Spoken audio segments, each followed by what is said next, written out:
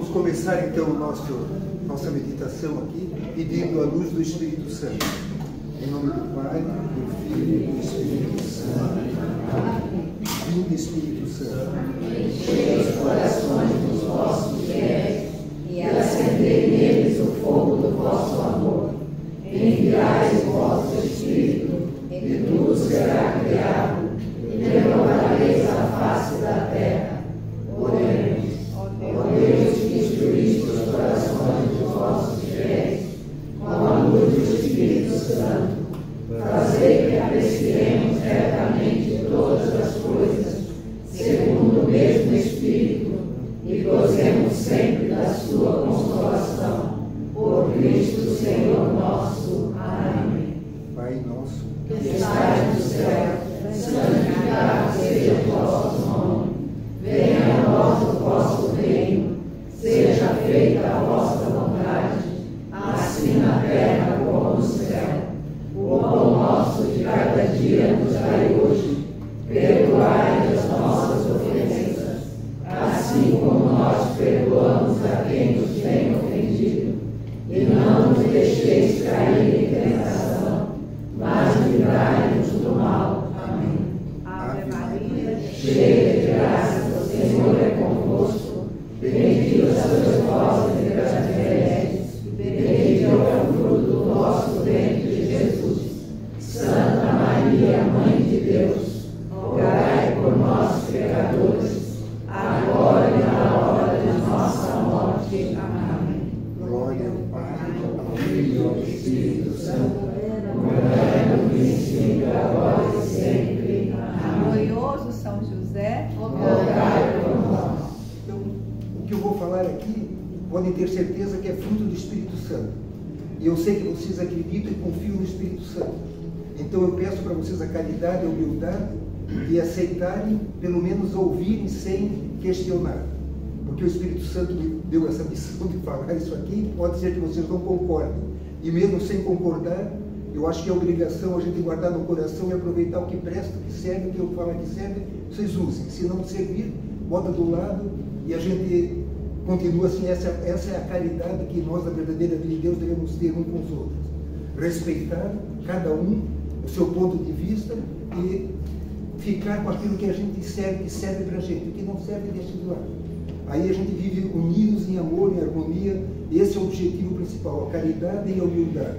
Se não tivermos caridade, não tivermos humildade, não vale a pena a gente fazer encontro nacional, nem internacional, nem fazer grupos de oração. Nós temos que pôr acima de tudo a caridade e a humildade com as pessoas. Então, eu fiquei analisando e pensando, a gente conversa com as pessoas, com os amigos, com os vizinhos, com o pessoal da verdadeira vida em Deus, e todos falam a mesma coisa. Que coisa horrível esse mundo que nós estamos vivendo. É tantos problemas, tanta angústia, tanta incerteza, é sofrimento. A gente não sabe mais o que vai acontecer. A gente reza pedindo para Deus que dê a luz para a gente entender certas coisas, pede as graças, reza terço, faz penitência, e Deus se afastou de nós. Deus não nos responde mais. A gente pede uma coisa e recebe outra. Então parece que Deus esqueceu da gente. Nós estamos tendo sofrimento, todos nós estamos sofrendo muito. Uma angústia muito grande, uma incerteza. Parece que existe uma coisa coletiva no ar que a gente não sabe o que vai acontecer amanhã. A gente escuta os noticiários, só tem coisa ruim. As perspectivas são as piores possíveis. É só guerra, desentendimento entre países, é crise financeira, não vai ser. Quando a gente conversa com as pessoas, não, vai ficar pior. Vai ficar pior. Então a gente começa a se retrair, e parece que é uma angústia interior, um sofrimento tão grande, coletivo, todo mundo sofrendo.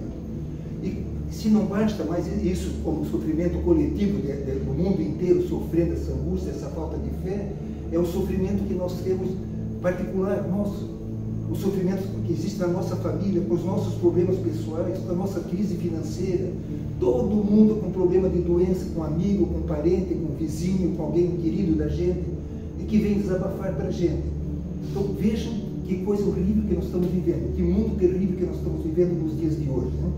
Então a gente se sente o seguinte, assim, esse sofrimento que é tanto físico como moral, cria uma revolta dentro de nós. Parece uma coisa assim, que é uma maldição, que Deus está permitindo para nós, não, Deus está castigando a gente mesmo. Deus está amaldiçoando, Ele não está mais presente, Ele afastou-se, porque a gente pede e não recebe. Não temos consolação mais. Aí a gente para pensar um pouquinho e começa a lembrar no lado espiritual da gente, que esse é um sofrimento físico, um sofrimento moral, mas existe o sofrimento espiritual também. Esse sofrimento da falta de fé, a gente tenta rezar, não consegue se concentrar, muitas vezes não tem vontade nenhuma de rezar, a gente reza sem devoção, fica rezando porque tem que rezar, mas a gente não sente mais a presença de Deus em certos momentos. Tem momentos que a gente tem como aqui, a gente sente intimidade com Deus, Ele está presente na gente, no nosso coração. Mas no dia a dia, na nossa casa, durante o serviço, durante os problemas, as provações, parece que Deus, a gente afasta-se de Deus, não consegue sentir mais Ele. Então é uma angústia, é um sofrimento espiritual também. Aí, analisando por esse lado, a gente começa a procurar na Sagrada Escritura. O que a Sagrada Escritura fala através do sofrimento? O sofrimento está muito claro na Bíblia que é uma graça de Deus. O sofrimento, quando ele é aceito com amor, que a gente coloca a Deus, é a graça de Deus na nossa vida. Aí a gente olha para a vida dos santos e a gente começa a ver, se nós estamos sofrendo é porque Deus nos ama de uma forma extraordinária. Ele está dando uma graça especial para a nossa conversão, porque é através do sofrimento que a nossa consciência se abre para Deus. É através do sofrimento que a gente começa a perceber que a gente sozinho não é nada, que nós somos todos uma porcaria mesmo. Mas se nós temos Deus dentro de nós, a coisa muda totalmente a visão. Então sofrer passa a ser um sofrimento com alegria. E nós vimos ontem a Madre Paulina, né? A situação da Madre Paulina, uma santa desde criança, levou uma vida santa, e como ela morreu? Mutilada, no sofrimento, na dor, doente, todo sem braço. Era uma pessoa que viveu a vida, era santa. Então é castigo de Deus isso? Claro que não. Hoje no almoço, né, Jana, a gente tem que se interrogando ainda.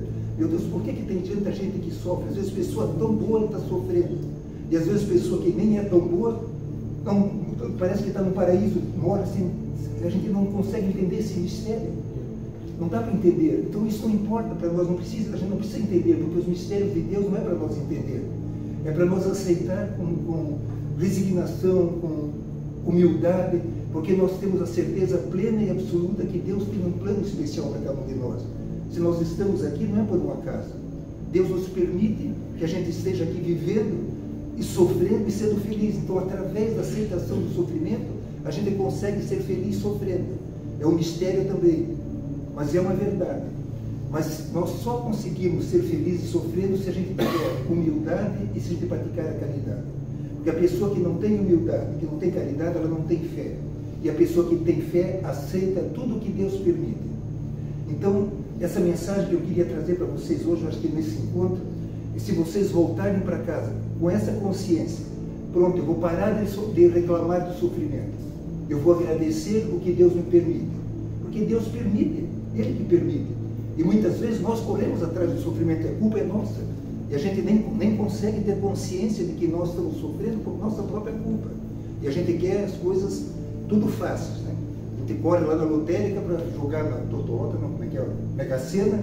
Se eu ganhasse 100 milhões, resolvia o meu problema, eu dava para a verdadeira de Deus 2, 3 milhões para resolver o problema, então parece que a solução do problema estava ali, né? E a gente sabe que se fosse isso, se Deus permitisse isso, estragar a vida da gente. Que era a desgraça da gente se tivesse muito dinheiro. É tão bom a gente viver lutando e tendo o prazer de conseguir as coisas com sacrifício. Então, a gente podendo parar para pensar e analisar, a gente começa a mudar a vida da gente, a maneira de a gente pensar, e a gente consegue ser feliz com os problemas, aceitando os problemas e oferecendo esses problemas como uma oração. Então, a primeira mensagem que eu queria trazer para vocês era essa: se vocês voltarem para casa com esse espírito, não vou aceitar o que Deus permite, mesmo entendendo que a doença, o sofrimento físico, o sofrimento moral, porque a gente sofre, né, gente? A gente sofre mesmo, né? Nós que somos da verdadeira de Deus sabemos muito bem disso. A gente é criticado no nosso meio, na família, dos amigos, é incompreendido, a gente é carola, a gente é puxa-saco de padre, a gente é bitolado. Então a gente, dentro da própria família da gente, não é demais. Fico atrás dessas coisas, mas quem que pode entender? Eu sempre falo isso nos nossos encontros aqui, né? Quem que vai entender que vem o pessoal de Brasília, do Rio de Janeiro, de tão longe, Goiânia, né? Vem para cá, 4 dias pagar uma nota de dinheiro e ficar de castigo sentado naquela capela lá, todo torto, com uma coluna de noite sem poder dormir. Dá para imaginar isso? Não é uma graça de Deus que nós recebemos da gente conseguir entender isso, que é um chamado de Deus, e a gente está aqui feliz? Falando com a Isabel agora, né, Isabel, no intervalo. A gente um olha para o outro, a gente sente que existe amor entre nós. Essa não é a maior riqueza, isso não é uma graça de Deus, a gente poder dizer, nós somos irmãos, nós somos filhos do mesmo Pai, nós estamos aqui lutando juntos, nós todos diferentes, um diferente do outro, cada um na sua missão, no seu trabalho, mas todos lutando pelo mesmo ideal. Isso aqui é um pedacinho do céu. Imagina o que vai ser a eternidade, o que nos espera a eternidade, se a gente consegue provar um pouquinho do céu aqui nesses momentos. Então vale a pena a gente sofrer.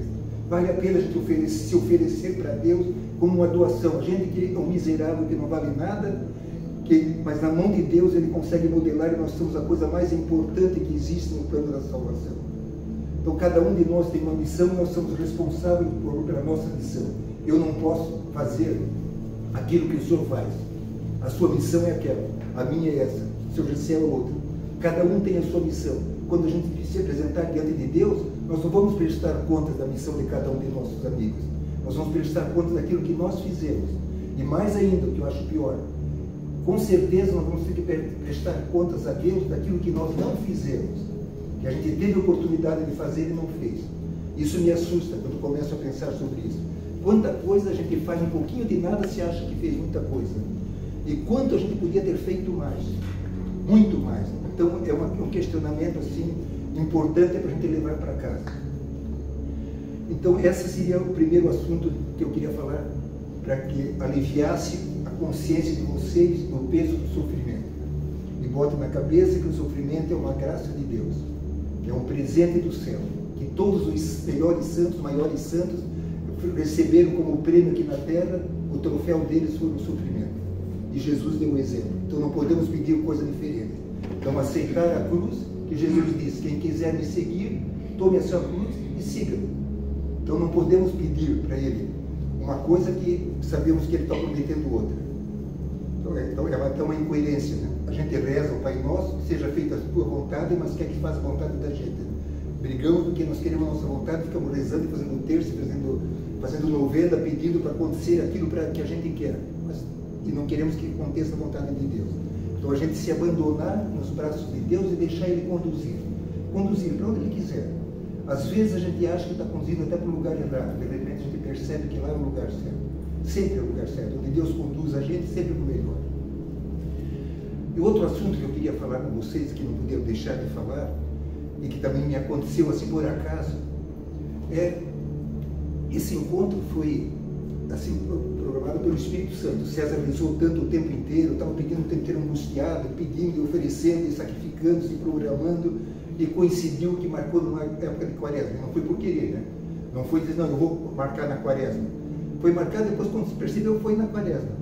É uma graça de Deus nós estar oferecendo esse sacrifício para Deus no momento em que nós estamos vivendo essa quaresma.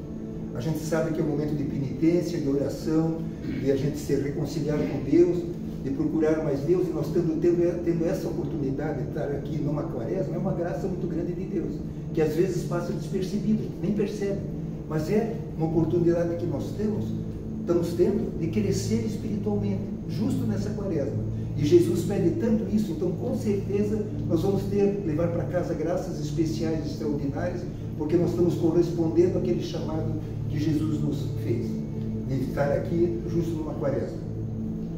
Em segundo lugar, mês de março, quaresma, e o mês de São José. Vocês sabem que eu sou apaixonado por São José, é o meu padroeiro. Amanhã eu faço aniversário.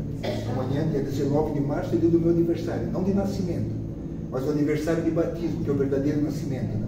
Quando a gente é batizado, a gente devia festejar os anos da gente no dia do batizado, não no dia que nasceu. Eu fui batizado no dia 19 de março. Meu nome era para ser Bernardo.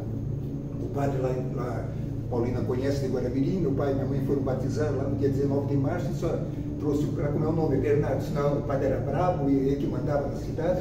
Não pode ser Bernardo, hoje é dia de São José, é o dia dele, não vou pôr o nome dele de José. E naquele tempo também os pais, que o padre falava, era lei. Pronto, todos os dois, o pai e a mãe concordaram, pronto, bota José. Era José Bernardo, disse, não, bota o nome do pai. Então, para homenagem ao pai dele, era José Beneval. O nome do meu pai era Beneval e eu fiquei José Beneval. Mas era para ser Bernardo, por conta dos meus pais. Então, me foi sempre dito assim, foi batizado no dia de São José, desde criança. É claro que eu acabei criando um amor tão especial por São José, e isso foi um privilégio. Eu ter o São José como meu patrono, meu padroeiro, eu digo sempre, é um privilégio porque eu tenho o maior dos santos como protetor. São José, sem dúvida nenhuma, o maior de todos. Segundo, depois de Nossa Senhora, segundo a última homilia do Padre Paulo Ricardo, foi hoje. Quem é o primeiro? Sem contar Nossa Senhora. Depois de Nossa Senhora, A Nossa Senhora não é santa, né? Nossa Senhora é especialíssima, né? Ela é a mãe de Deus, então santo mesmo, de verdade, é São José, não tira o lugar dele. Ele é o primeiro. Nossa Senhora está abaixo da Santíssima Trindade, né? Pai, Filho, Espírito Santo e Nossa Senhora, né? Ela é predestinada, ela é totalmente diferente, ela nasceu sem pecado original, ela é uma mulher especialíssima, é a esposa do Espírito Santo, né?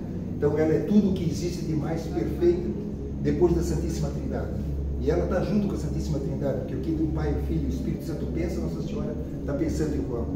Então a vida dela, quem conhece, já leu alguma coisa sobre a vida de Nossa Senhora que não está na Sagrada Escritura, sabe que ela não é uma pessoa comum como nós, né?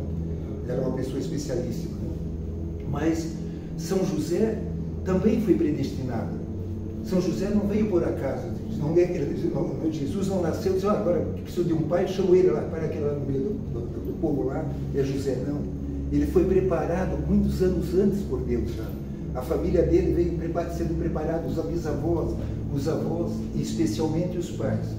Quando Jacó, que era o pai de São José, e Raquel, a mãe, ela ficou grávida, eles sentiram claramente que era obra de Deus e que José vinha como um predestinado.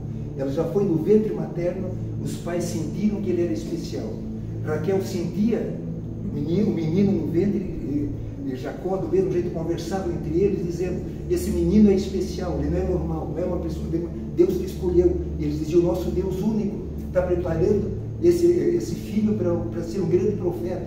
Eles não conseguiam definir o que era. Quando José nasceu, no 8º dia de nascimento, eles já perceberam, José deu um sinal da sua santidade. Com um bebezinho, já conseguiram perceber. São José olhava para os pais com um olhar diferente. Quando os pais falavam em Deus, naquele tempo estavam esperando o Messias, São José virava-se e agarrava o olho dos pais, entendendo perfeitamente tudo o que estava acontecendo, porque Deus já estava botando no coração dele, na mente dele, que ele seria uma pessoa preparada para receber, mas ele não sabia que era.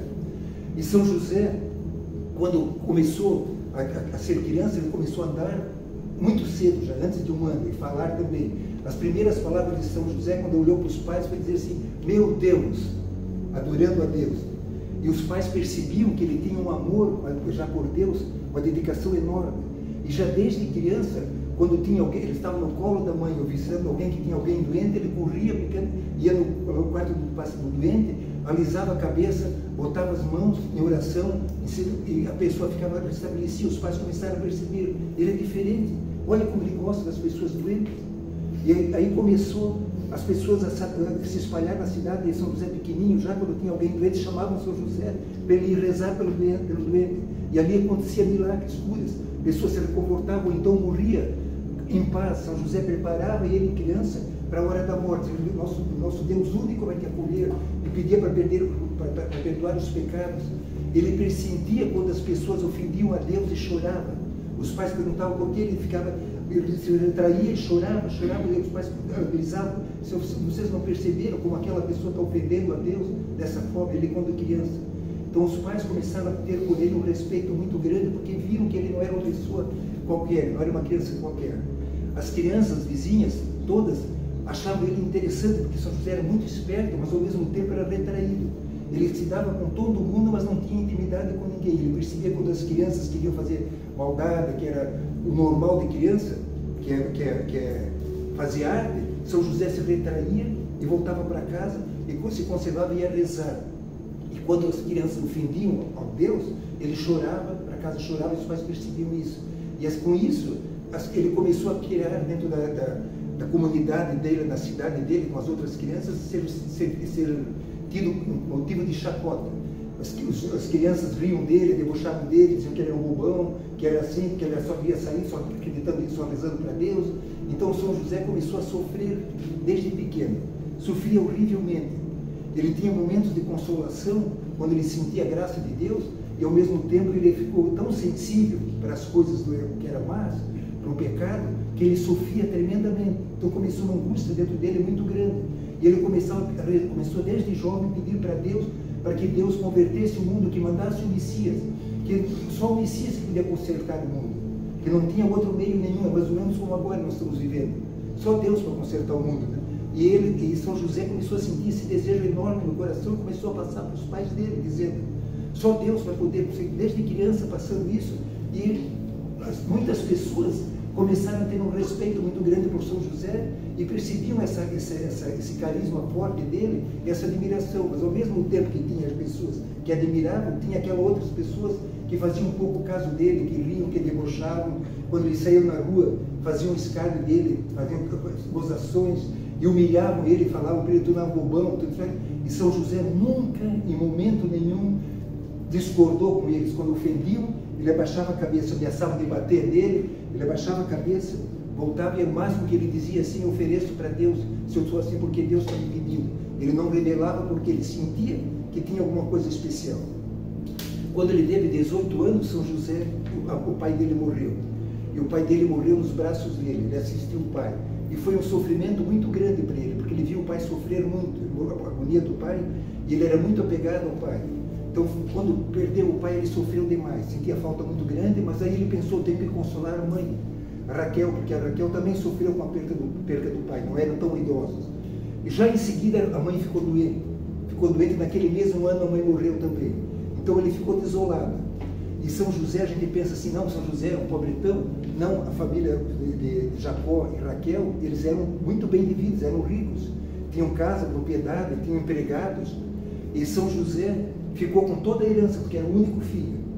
Ficou com toda a herança. E ele, antes do pai morrer, ele não tinha apego nenhum às coisas materiais, a nada. Ele queria se desprender de tudo. Então, a missão dele, quando era jovem, com os pais, que ele recebia o dinheiro, que trabalhava, que recebia dinheiro, ele pedia permissão para os pais. Eu não preciso de nada, eu tenho tudo, eu posso dar para os pobres. Os pais se sentiam orgulhosos de ver que ele tinha caridade. E ele dizia, ele dava o dinheiro dele todo para os pobres, nunca teve nada. Quando ele morreu, então, isso servia de motivo de chacota. Ele sofria por causa disso, porque os membros da família, de Raquel e de Jacó, que eram também bem de vida, criticavam e diziam, esse guri não tem a cabeça no lugar. Ele só quer destruir as coisas, ele não pensa em construir, só quer destruir. Então criticava e ele sofria vendo isso tudo, mas não se defendia. Era o desejo dele, e os pais apoiavam. Aí quando estava no leito da morte, ele pediu permissão para o pai dele, Jacó, se ele podia dar o que ele quisesse para os pobres dos bens. Ele disse, olha, faça o que você quiser. Tudo que você quiser fazer, você tem liberdade para fazer. Quando o pai morreu, a mãe morreu, ele ficou totalmente desprendido e os próprios empregados roubaram tudo que eles tinham dentro de casa de valor. Levaram para a casa dele. São José ficou sem nada em casa. Os empregados roubaram. E os familiares foram e começaram a pegar as coisas, ele perdeu propriedade, casa, tudo. Foi tomado totalmente pelos amigos e pela própria família. Ele ficou na miséria sem nada, inclusive sem emprego. Aí ele resolveu, e as pessoas criticavam a própria família, criticavam ele, não percebe que ele jogou tudo fora, os pais deixaram tudo, ele não conseguiu administrar nada, perdeu tudo, agora vem aqui na miséria, não tinha o que comer. E algumas das pessoas que conheciam os pais davam comida para ele. Ele ficou como se fosse um mendigo, mas sempre agradecendo a Deus por tudo, dizendo, eu não tenho necessidade de nada, nunca reclamou, e não entendia por que ele era assim também. Então ele tinha, ao mesmo tempo que agia dessa forma, ficava feliz de agir dessa forma, ele tinha uma angústia dentro dele, porque pensava, por que será que eu sou assim? Mas eu tenho que agradecer a Deus, porque Deus é o meu, Deus único é o meu Deus, eu quero, por amor a Ele, ofereço tudo. Então ele sentia-se feliz com o sofrimento por ter o que oferecer, mas também não entendia por quê. Até que ele resolveu sair de Nazaré e ir para Jerusalém, porque não tinha mais condições de viver em Nazaré. Ele disse, eu quero ficar perto do templo, em Jerusalém, de Nazaré para Jerusalém. Quero ficar perto do templo para poder ter tempo para orar, para poder estar perto do Senhor, do meu Deus, no templo em Jerusalém. E foi embora para Jerusalém. Chegou lá sem ter nada, sem saber o que fazer. Aí foi para o templo, ficou o tempo inteiro rezando. À noite, quando saiu, encontrou um senhor. A pessoa perguntou para onde você vai? Disse, não, eu vim, não tenho nada, não sei o que fazer. Disse, então venha se hospedar na minha casa. A pessoa viu que ele estava o dia inteiro em oração. Venha se hospedar na minha casa. Eu esqueci o nome dessa pessoa, era um carpinteiro. Aí a pessoa disse, você não quer morar aqui, me ajudar então? Eu tenho muito serviço. São José disse, fico sim, não tenho, posso ficar, senão vai, mas São José sempre com humildade, mas isso não vai me criar problemas, não vai me atrapalhar, você não vai dar despesa para você. Não, você trabalha para fazer, mas será que eu vou corresponder? Ele sempre com uma humildade impressionante, ele sempre se sentindo o último de todas. E essa pessoa começou a ensinar para ele o trabalho da marcenaria. E ele começou com um trabalho perfeito, maravilhoso, o homem começou a ter muita clientela, e ele nunca cobrou um tostão pelo trabalho dele. Ele fazia o trabalho pela comida, e o homem dizia, quanto que você quer para fazer isso? Dá o que você quiser. Não tem preço, pode fazer o que você quiser. Diz que uns davam muito ajudavam com muito. Ele pegava o dinheiro na hora da noite, já saía para procurar os pobres e distribuía para os pobres. Só comprava aquilo que era para a necessidade dele para a comida. E assim foi a vida de São José. A pessoa como que ele, como carpinteiro, trabalhou como carpinteiro, adorava ele porque ele trouxe muito serviço para ele, e São José viveu ali por ele, servindo esse senhor. E logo em seguida também ficou doente, São José que cuidou dele, ele morreu. Aí, antes de morrer, a pessoa disse, olha, eu vou passar para você a marcenaria, você vai ficar agora dono da marcenaria. E São José não queria, mas como não tem, não, é para você, falou para a família, então ficou para São José a marcenaria. Por isso ele se tornou o santo carpinteiro. Ele cuidou da marcenaria e depois que ficou dono, continuou do mesmo jeito.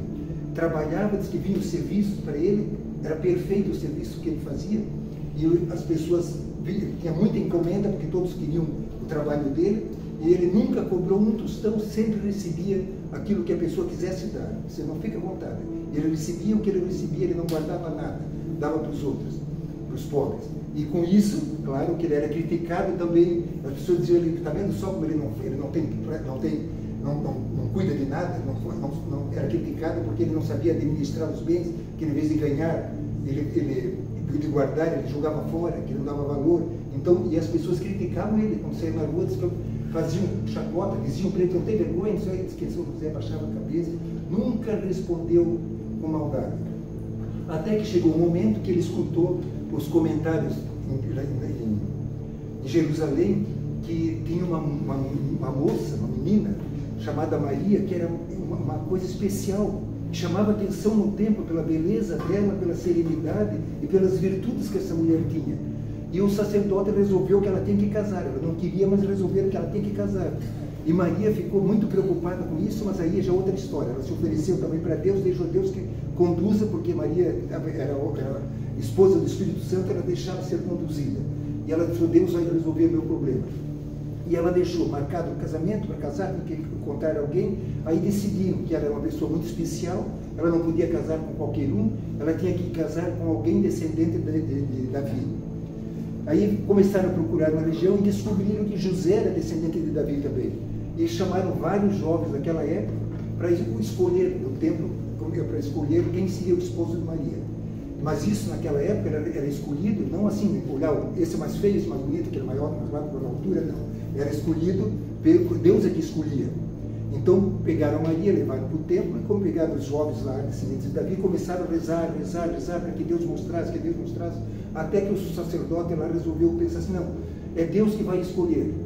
Vamos dar um ramo seco para cada um desses jovens aqui, que são descendentes de Davi, e rezar, e o ramo que florescer, esse vai ser o esposo de Maria. Aí começaram a rezar, e de repente, São José era o único que dizia, não, eu não mereço essa mulher.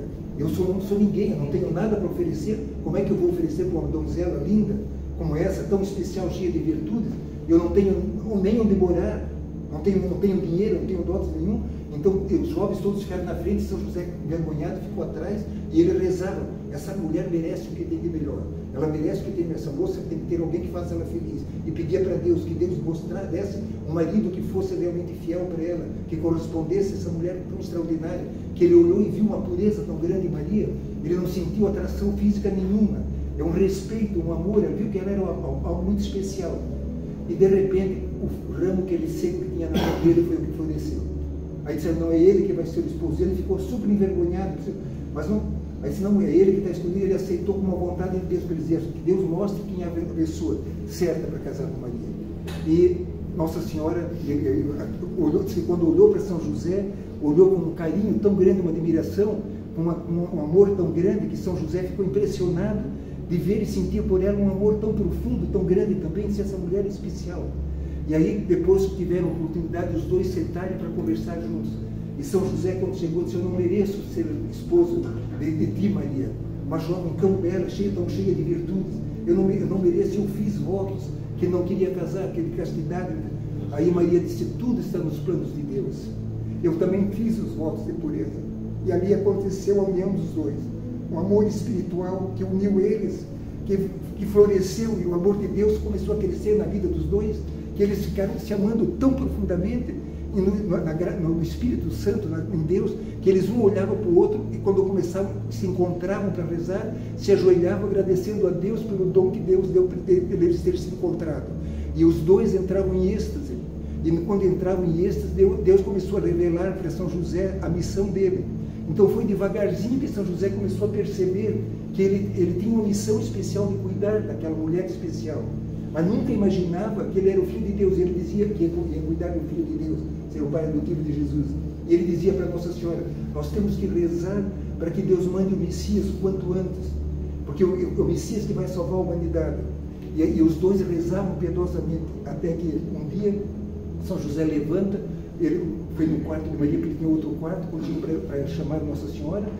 Quando ele olhou, Nossa Senhora estava de joelhos, conversando com Deus. Ele viu que ele estava em êxtase, porque o corpo dela brilhava, radiava luz, e ele caiu de joelhos também, entrou em êxtase também. E aí ele percebeu que Deus tinha uma missão muito grande para Nossa Senhora, que ela não era uma mulher comum. E foi na hora que aconteceu a anunciação, e ele não sabia que Jesus ia nascer, que Nossa Senhora estava naquele momento grávida, tornou-se grávida da mãe de Deus.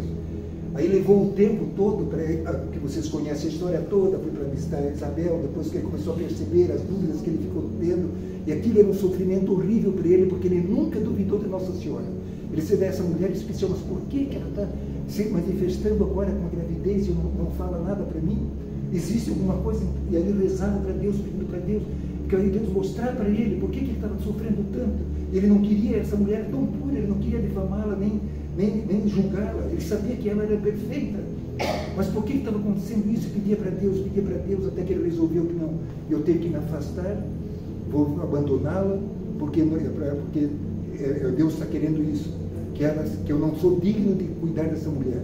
Ele não se achava digno. Então, se eu vou me afastar, porque eu não mereço essa graça de estar junto com ela. Deus tem um plano especial para ela. Aí ele decidiu que no dia seguinte de manhã ele ia sair de casa, porque as coisas todas saíram. Quando chegou a noite, o anjo apareceu e disse para ele: Isso, não temos, porque ela aí revelou para ele. Aí ele entendeu que a Nossa Senhora é a mãe do Salvador. Aí ele ficou super mal, humilhado, porque ele pensou: como que Deus vai escolher eu para cuidar dessa mulher? Não mereço nada, eu sou tão indigno. Ele sempre com humildade. Então olha a lição de São José para nós. Sempre se colocou último, não se sentindo digno. Ele nunca se sentiu digno de ser o pai adotivo de Jesus. E cuidou de Nossa Senhora, preocupado o tempo inteiro, dizendo para Nossa Senhora. Ele se encontrava e dizia, eles ficavam tendo situações que não tinham o que comer. E Nossa Senhora concordava com ele quando ele fazia as coisas, ganhava dinheiro. Só sobrou isso aqui, eu estou com vontade de dar para os pobres. Nossa Senhora dizia, você tem que dar para os pobres, isso vai agradar a Deus dele. E ele dava para os pobres, no dia seguinte não tinha o que comer.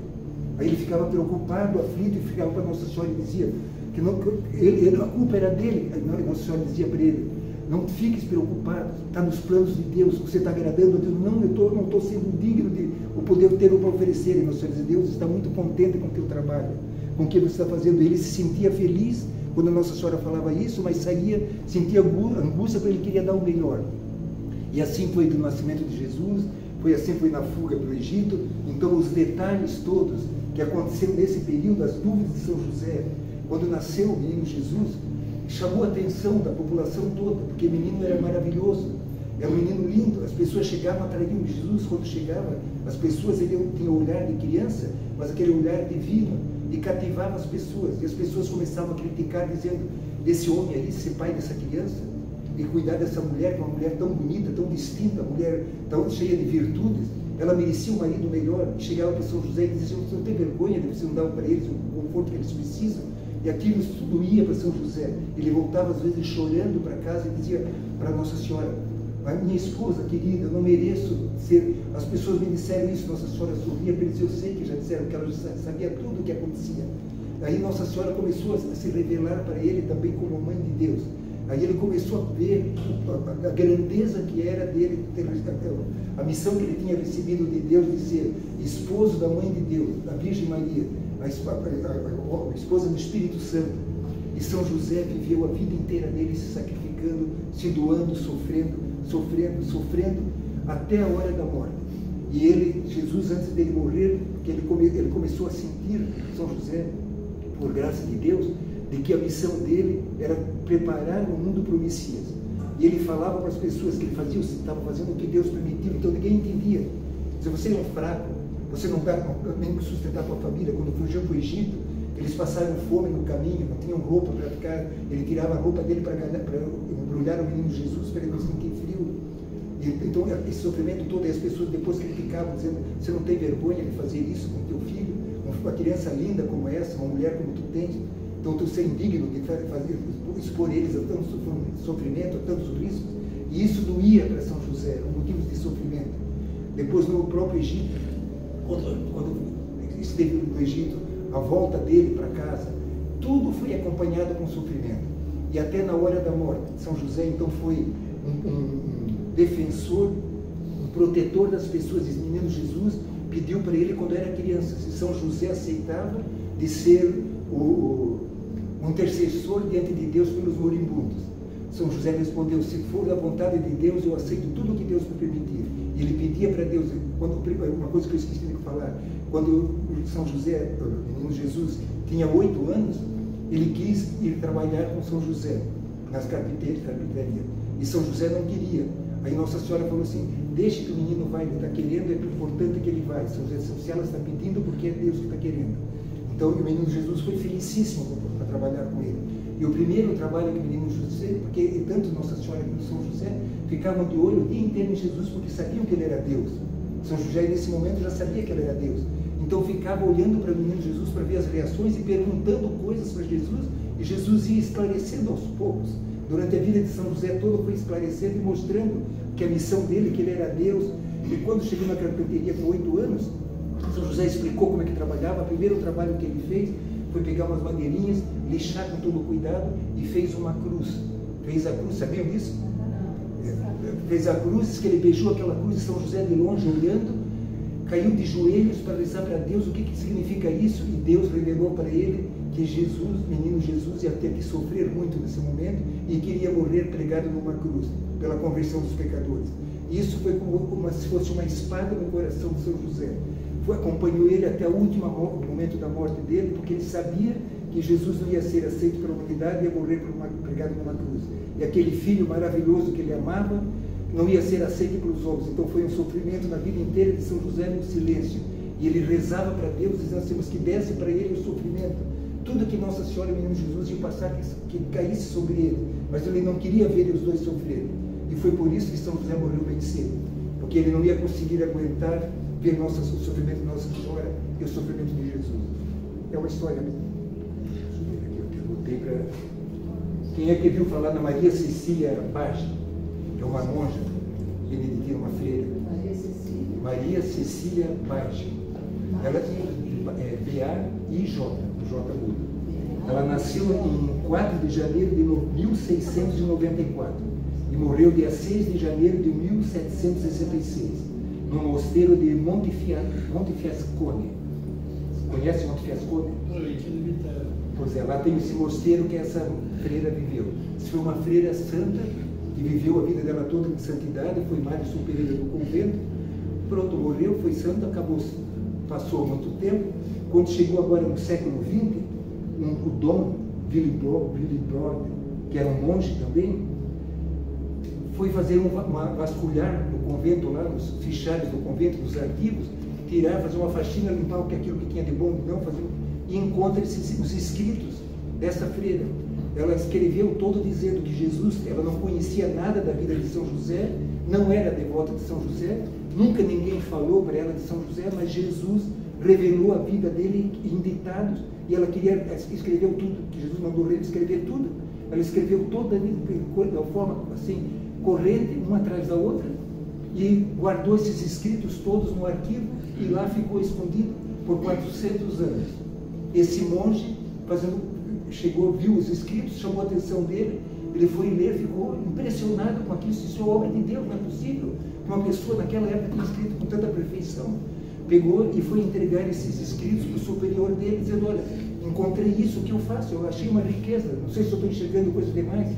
Aí o superior dele começou a ler, ficou desesperado. Disse: isso é uma coisa de Deus, não tem nem dúvida, que é Deus que está transmitindo isso para a gente, a vida de São José, em detalhes. Aí pega, ele ficou tão impressionado que marcou uma audiência com o Papa, na época era o Papa Bento XV, no século XX, recente agora, marcou audiência com o Papa e disse: olha, nós estamos impressionados com esses escritos, estamos assim, o Papa disse: deixa aqui comigo. E o Papa leu, ficou mais impressionado ainda e disse: olha, esses escritos têm que ser divulgados. E autorizou a divulgação desses escritos. E foi divulgado na Itália, da Itália foi para a França, e para a França agora, depois de quase 100 e poucos anos, caiu em Portugal na mão dos padrinheiros. E como é a vida do São José, eu fiquei impressionado, comecei a ler na revistinha e pedi os livros. Quando comecei a ler os livros, meu Deus, não acredito numa coisa dessa, porque transforma a vida da gente. Vendo que São José viveu igual a nós, com os mesmos problemas que nós temos, com as mesmas dificuldades, toca tão profundamente que a gente fica pensando: meu Deus, eu posso viver a mesma coisa que ele viveu. É as mesmas situações que nós vivemos naquela época que estamos vivendo agora. Pois é, não, mas é realmente algo extraordinário. E eu fico pensando como Deus está revelando para nós as coisas hoje. Olha, esse sofrimento que nós estamos passando, por que nós estamos sofrendo tanto, Jesus? Porque a libertação está próxima. Não tem dúvida nenhuma. Eu fico vendo assim, essa medalha que nós vimos agora das lágrimas aqui, bem revisando, observa agora que cai para ser divulgada. Por que tudo está acontecendo? Gente, se nós estamos aqui, nós somos privilegiados por Deus, porque nós temos essa missão de receber em primeira mão todas essas coisas para o nosso crescimento. Então nós temos uma responsabilidade muito grande de sermos santos, de sermos melhores, de a gente poder aceitar aquilo que Deus permite para nós, porque sabemos que é uma coisa, uma causa maior. Quem chama José? Hein? Sobretudo quem chama José? E Maria também. Tem um monsenhor, ele disse: olha, ele leu não sei aonde lá, que diz que está escrito que toda pessoa que tem o nome de José, São José não deixa para o inferno. Isso, olha, coisa boa, então quem sabe não escapa. Então é isso, minha gente. É o que eu queria falar para vocês da vida de São José também, que coloquem São José como padroeiro. E até queria contar um testemunho aqui, engraçado, que eu tive uma dificuldade muito grande no ano passado, mas muito grande mesmo, que me fez sofrer terrivelmente, e eu perdi um documento importante, que o banco pegou o documento, trocou o documento, fez tudo errado lá, e eu perdi totalmente, ia ficar praticamente um prejuízo imenso. E eu fui atrás do banco, não consegui mais recuperar, e no fim tentei de todo jeito. Se você tem o original? Se não, eu deixei aqui, eu trouxe aqui. E eu pensei: mas como é que eu guardei o original desse documento? Vou perder. E todos os meus documentos eu guardo numa pasta que tem as escrituras, as coisas mais importantes. E esse documento, na minha cabeça, estava lá dentro. Fui lá, procurei, mas 10 vezes, meu Deus, sumiu esse documento. Procurei em tudo quanto é lugar na casa, não tem documento. Acabou, perdi. Então cheguei no banco, fui falar com o gerente, por impor assim, eles ainda botaram a responsabilidade em cima de mim, botando culpa e ainda me ameaçando, como se eu fosse o culpado de eles terem perdido o documento. Ainda que foi culpa minha, que eu queria ter feito desse jeito, que fez aquilo, não sei mais. E que aí eu peguei e fui atrás de um advogado. Contei toda a história, o advogado disse: olha, tu consegue recuperar isso, mas agora temos que pegar, então, entrar com um processo, pedir para o juiz autorização, para o Jesus mandar alguém no Banco Central, o Banco Central fazer a pesquisa para estar lá no Banco Central. Inclusive o banco falou que tinha mandado no Banco Central e que eles tinham dito que estava tudo arquivado, essas coisas tudo online, que a gente confia que está lá escrito, está lá gravado. Aí eles disseram que estava lá, mas que mandaram o original para o Banco Central e acabou. Então agora o advogado disse, olha, tu vamos entrar nesse processo, vai custar muito caro, e tu vai conseguir, mas vai levar 3, 5, 10 anos, não tem prazo. Até o juiz, o Banco Central vai receber a intimação, vai deixar na gaveta, não tem ninguém responsável, não tem que estar cobrando. E aquilo me deixou péssimo, péssimo, até o ponto que eu pensei assim, não, eu estou vivo, o que eu perdi, perdeu, acabou-se, vou me conformar, mas no fundo não me conformava, estava assim, muito triste. E aí pensei assim, meu Deus, sempre São José resolve meus problemas, por que eu não vou pedir para São José? Mas eu comecei a rezar para São José e fazer esse terço que nós rezamos na capela, você vai fazer um propósito de rezar esse terço para São José. Quando chegou no quarto dia que eu estava rezando o terço para São José, me telefona um amigo meu de Brasília, que eu não conheço, e que eu tenho uma admiração muito grande, gosto demais dele, que por acaso até apresentei para a doutora Margarida, o Felipe, ele me disse que, eu sou amigo da Jane. Eu disse, o quê? Tu é amigo da Jane? Como tu é amigo da Jane? Felipe, eu sou amigo da Jane, e ele é um encanto. Eu não conheço ele pessoalmente, ele me telefona praticamente todos os dias, telefona não, para passar mensagem, todos os dias, me telefona contando a vida dele, perguntando para mim, ele é um jovem, eu acho que deve ter uns 22, 23, 24 anos. Ele está falando, vai se formar médico esse ano. Mas é um jovem maduro, confissão mensal, mas pelo menos de 15 dias, tem diretor espiritual, reza o terço, missa diária, e a vida dele é só falar a vida de santo. Senhor Felipe, como é que tu consegue estudar? Uma faculdade só, ele sabe tudo dele, coisa de santo. Ele manda também para mim. Amanda, pois essa medalha, essa Nossa Senhora das Lágrimas, ele me mandou, ele manda de um monte de coisas que eu vi, ele telefone para contar, eu não estou impressionado, tu já viu falar disso, sabe aquilo? Então, ele é assim, um menino querido, senhor querido, esse ano prometo que eu ir em Brasília só para te conhecer. Ele disse, então guarda para vir na minha formatura. Quero muito ver na minha formatura. Tá bom, eu prometo que eu vou na tua formatura. E em um determinado dia, depois de 4 dias que eu estava fazendo a oração de São José, o Felipe me telefona, dizendo, de manhã cedo, passou uma mensagem para ele, eu precisava falar contigo, quando tu estiver livre, me avisa. Disse, não, pode ligar já agora, então. Ele na hora ligou, disse, olha, tu não precisa me dizer nada. Eu vou te falar uma coisa, tu faz o que tu quiseres. Mas eu acordei hoje, fui acordado entre 3 e 4 horas da manhã com uma preocupação imensa, pensando em ti. E tu tenho certeza que tu está vivendo um problema muito grande. Eu senti no meu coração que tu tem que rezar para Santo Antônio. Eu posso mandar para ti o responsório de Santo Antônio? Eu disse, olha Felipe, eu tenho um santo muito maior que Santo Antônio, que é São José. E eu já entreguei para São José e estou rezando para São José. Aí se São José é o maior de todos os santos, eu não preciso. Aí ele sempre levou, reza para os dois então. Porque eu decidi para tu rezar. Eu disse, olha Felipe, eu negócio de responsório, me lembro quando eu era criança que meus pais levavam essas brasileiras para rezar para o responsório. Então eu não acredito muito nisso, me levar uma coisa séria. Bem, tu faz o que tu quiser. Tu aceita eu mandar? Você pode mandar, manda. Aí ele me mandou pelo WhatsApp o responsório de Santo Antônio. Eu, quando comecei a ver, me tocou tanto, que é tão forte, né? Meu Deus do céu. Se eu não quero tirar o lugar de São José, mas vou acreditar no Santo Antônio. 2 santos é melhor que um. Pois é, eu pensei, se um não der conta, o outro vai dar conta. E comecei a rezar o responsório de Santo Antônio. Antes de completar a novena de São José, eu estava vindo pela Rua do Príncipe, andando na Joinville, vinha de correio, sei lá, um calor, e assim veio pensando, que coisa, perdi isso aqui, uma coisa, um valor tão grande, mas não faz mal. Aí na hora me veio claro assim, o teu documento está dentro da declaração de imposto de renda. Mas assim na rua, me veio, quando me veio isso na minha cabeça, meu Deus, eu botei lá dentro. Eu saí andando, correndo para a rua, cheguei em casa, fui correndo lá, peguei a pilha de imposto de renda, peguei uma por uma, estava de 8 anos atrás, documento dentro daí. Eu, com tanto medo de perder, botei dentro da declaração de imposto de renda daquele ano e esqueci totalmente e achei que tinha botado naquele outro documento. Santo Antônio se lembrou. Foi os dois.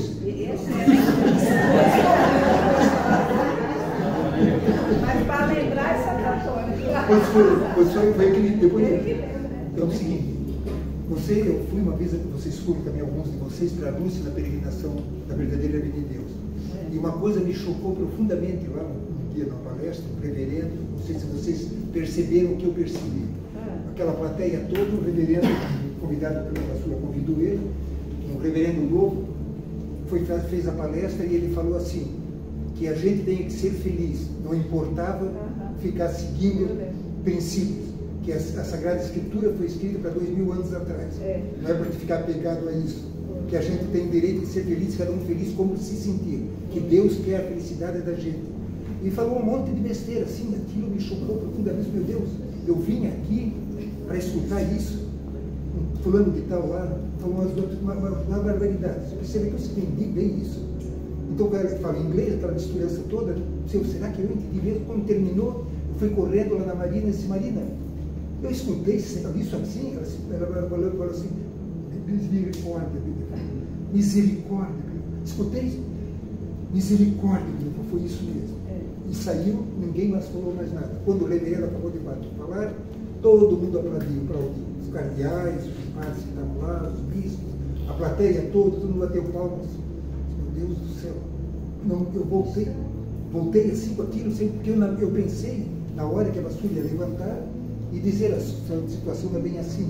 Nós pregamos, tá? Porque Jesus fala tudo o contrário. A vassoura levantou, pegou o microfone, começou a dar aviso, como se não entrou por um ouvido e saiu por outro. Ninguém falou mais nada. Um grupo de brasileiros a gente se encontrou. Eu comentei com a Marina, acho que não comentei com mais ninguém. Nem todo mundo entendeu também. Ou seja, eu fiquei tão mal, eu fiquei pensando, esses grupos verdadeiros, eu deixo aqui para lá para escutar umas bobagens dessa.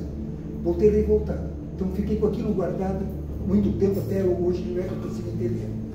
Aí tá, passou essa situação, a vassoura pediu para ir a Portugal, eu fui para Portugal.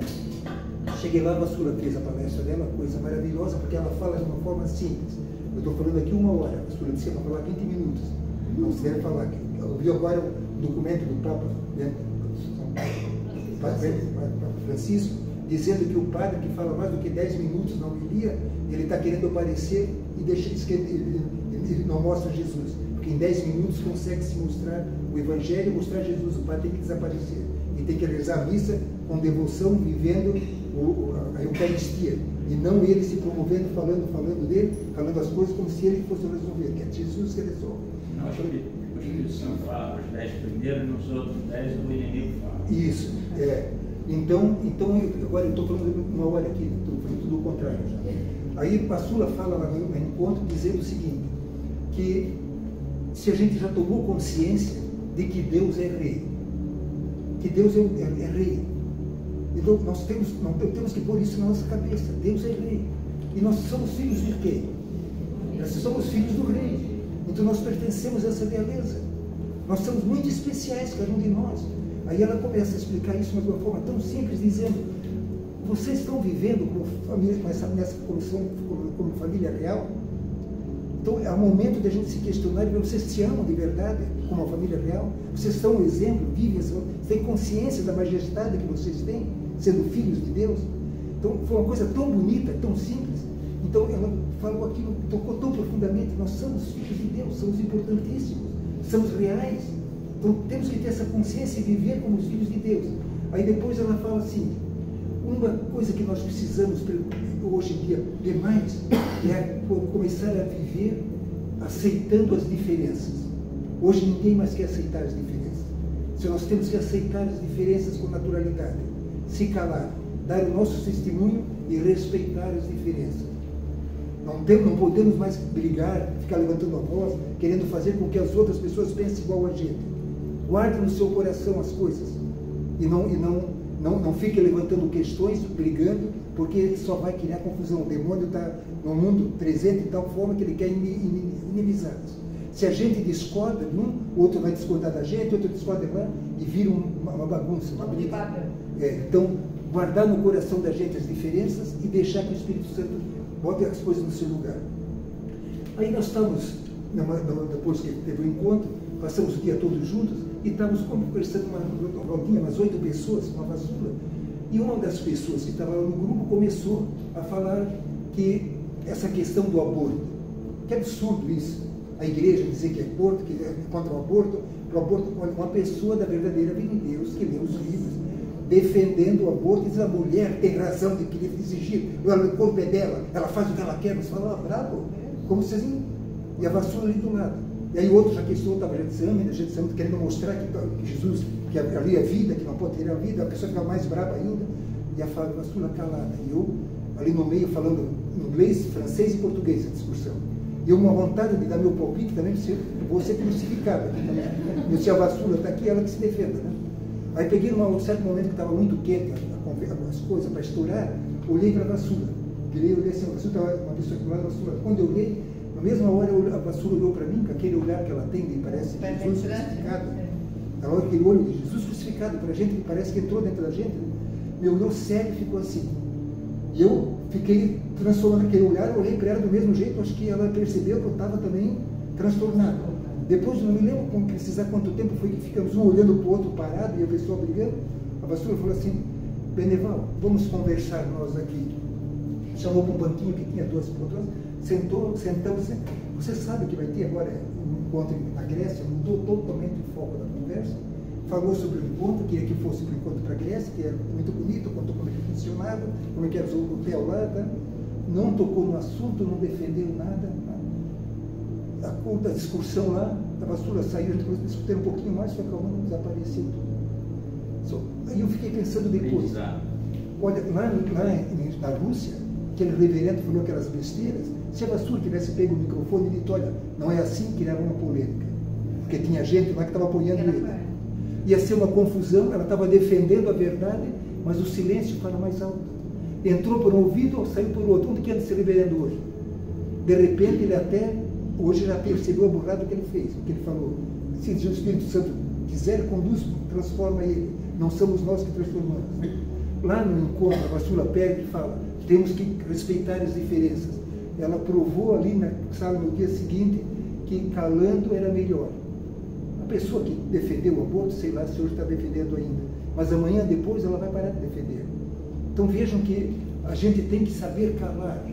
Nós somos todos diferentes. Nós estamos aqui num grupo de quase 50 pessoas. Com certeza são poucos que pensam igual. Cada um tem um ponto de vista, cada um defende outro ponto. Se a gente começar a querer defender o ponto da vista da gente, o demônio está aí para criar confusão. A gente tem que... Então eu penso o seguinte, na minha opinião, vocês possam concordar. Nós participamos de um movimento, vivemos numa sociedade, nós temos uma hierarquia dentro da igreja. Em tudo nós temos que ser obedientes às autoridades. Eu não sou obrigado a concordar com aquilo que é contra os princípios da lei de Deus, que é contra o que a igreja prega. A igreja tem a igreja é infalível, tem os decretos lá que são obrigados a seguir. Se alguém pregar alguma coisa contra aquilo, eu não preciso brigar para defender, mas eu não devo seguir aquilo. Eu me silencio, calo e rezo. O Espírito Santo resolve. O Espírito Santo vai resolver. E assim, em todos os sentidos, na nossa família, com os nossos amigos, no nosso trabalho, fazer aquilo que São José fazia. Quando não tenho mais o que falar, abaixa a cabeça, sinal de humildade, meu Deus. Tu que vai resolver. Nada de bater o levou, né? Não, nada de ficar batendo boca. Começou a bater boca, o demônio entra. Ele está só querendo isso. Então, para mim, a vida, eu tive aquele encontro lá com a vassoura, de todos os encontros que eu tive, eu estava falando com alguém aqui, eu já fiquei com a vassoura no Brasil aqui, ficar 10 dias, dia e noite. Ficávamos 24 horas percorrendo o Brasil, conversando, almoçando juntos, sentados juntos. Eu nunca tive uma intimidade tão grande com ela como aqueles 2 dias que a gente passou juntos lá. Por igual, ela super acessível, ela parece que essa mulher está se tornando uma santa, porque ela está assim, parece transpirando Deus, com o exemplo de vida dela. E aquilo que ela faz, que parece que a gente acha uma aberração de calar e coisa, tem por trás algum sentido. Então, tudo o que acontece na vida da gente tem algum sentido. E muitas vezes nós abafamos o Espírito Santo porque queremos que a nossa verdade seja certa. A gente não quer escutar o que o outro diz, quer que o outro diga aquilo que a gente quer. Quando o outro fala o que a gente não quer, a gente tem que ficar bravo. A gente está abafando o Espírito Santo. Deixa falar bobagem que quiser. De repente, aquilo vai servir muito para a gente depois. E se não servir de gente para a gente, a pessoa falou besteira, amanhã vai servir para ele acordar que ele falou bobagem e vai ser recuperado. Então, tudo está nas mãos de Deus. Então, é esse outro propósito que eu gostaria de convidar vocês, da Verdadeira de Deus, a nós, a mim também, de a gente se calar diante das diferenças e respeitar a hierarquia. Nós temos aqui o seu Giciel aqui, que é o responsável pela internet e coisa, ele às vezes faz coisas lá, não pode fazer, respeita porque ele é autoridade. O padre Simeão, ele é o nosso coordenador, nosso responsável espiritual. Mesmo que ele fale, ele nunca falou uma bobagem, que eu percebi, mas se ele falar, vamos ficar calado. Por que vou brigar com ele, discutir com ele, padre Simeão falou isso, eu não podia falar porque não é certo, deixa a coisa calma. Ele é autoridade, nós rezamos, o César é o responsável. Eles podem estar errados, muita coisa não concordo com o Sérgio de Sá, nós conversamos em particular, mas eu tenho que respeitar. Nós não rezamos, não foi o padre Simeão não falou assim na começo do encontro, vamos rezar para o Espírito Santo, pedindo que o Espírito Santo ilumine o César, porque ele fala que ele tem que falar. Acabamos de rezar, o César abriu a boca e criou confusão. Veja como é que é a coisa, né? Não é o demônio mesmo. E agora a gente não consegue perceber como o demônio está no meio da gente, tá vendo? Ele usa a gente e a gente tem a certeza que a gente está certo. E não descendo não, porque para mim, já usou muitas vezes isso também. Eu me arrependo, só me arrependo muitas vezes de não ter calado. De ter falado, eu já me arrependi muitas vezes. Porque a gente fala, depois a gente se arrepende porque falou. De calar, a gente nunca se arrepende. Então, que sirva isso tudo como uma lição para a vida da gente. Foi pedido para a gente fazer uma peregrinação. Eu tentei fazer, gente, eu nunca vi uma coisa tão difícil como está sendo hoje. As passagens caríssimas, a gente vai fazer reserva para grupo, as empresas nenhuma quer fazer mais. Eles fazem reserva para 20 pessoas e cobram um preço lá em cima para reservar. E a gente vai comprar sozinho e sai bem mais barato. Então, é impossível. Quando se deixar para comprar em cima da hora, o preço está lá em cima. Então, está complicado. Conseguimos umas viagens baratas, aí quando fomos reservar os hotéis todos lotados na Europa, uma confusão, os hotéis todos lotados, não sei, para grupo não tem lugar. Quando a gente consegue lugar para grupos, como que bom, conseguimos hotel bom barato. Aí vai vir a passagem, está lá em cima, não tem lugar. Então parece que não é para ir. Eu consegui um grupo agora para Portugal, vai custar $2.790 para 9 noites, meia pensão, para ir para Portugal e até Santiago de Compostela, Portugal e Espanha. Está incluído hotel, então vocês vão ver o programa aqui, é para ir agora em... Garabandal? Não, esse não vai para Garabandal. Esse é um grupo bem pequeno, só para Portugal e Espanha. No dia 20 marca dia 20 de outubro. Hein? Ah, sim, o avião também. Passagem, hotéis e traslado, guia, café da manhã, algum jantar. Então vocês vão ver o programa depois. Eu estou tentando fazer o grupo, que é o meu sonho, que é ir para Fátima, Garabandal, Lourdes, Padre Pio e Medjugorje. Mas está caríssimo. Mas se for da vontade de Deus, já fiz 3, 4 orçamentos e não fecha, porque os preços são muito altos. Mas se for da vontade de Deus, isso vai acontecer. Se acontecer com preço justo, vocês vão ser informados, vocês têm o endereço, o telefone todo. E agora eu tenho outra também que já está mais ou menos fechada, que é Egito e Jerusalém. Essa está com um preço muito bom, bem segura. O que acontece é que, se por acaso, como a Jane já falou que a Massula anunciou que para esse ano vai ter uma peregrinação para o Egito, se sair essa do Egito, então eu vou fazer... Nós vamos falar, eu olhei aqui no e-mail, provavelmente vai ser em setembro. Dezembro? Setembro. Setembro, provavelmente. Mas eu acho que provavelmente não vai conseguir. Porque é muito em cima, mas está na mão de Deus, né? Vamos esperar para ver. Então era isso.